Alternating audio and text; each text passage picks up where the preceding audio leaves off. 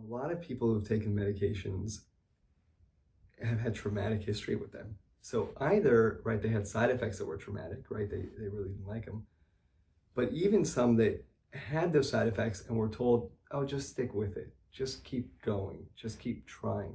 And while oftentimes we do want to do that, we want them to stick through it to see if they go away.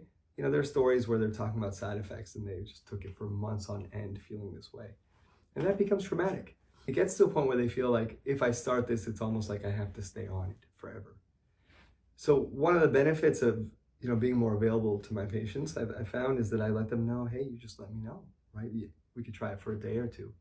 If you have a bad side effect, we don't take it, right? And sometimes they'll test that. They'll ask me, and I'll say, okay, done.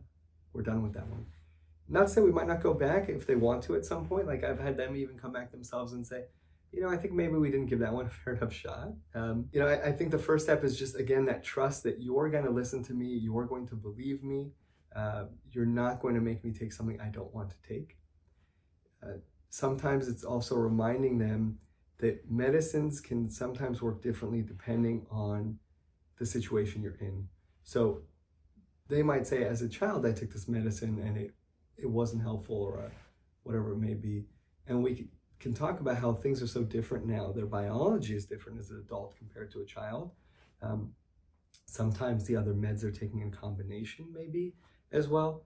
And sometimes just the disorder itself that we're speaking to is different. So the medicine may work differently now than it did back then. And then lastly, also reminding them that as much as I've had people say, I've been through all the medications, we go down the list, there's clearly ones that they have not been on. Having that discussion helps them recognize it, but more than anything, it's really just that relationship of saying, I trust you, right? You want the best for me. You're not going to make me suffer.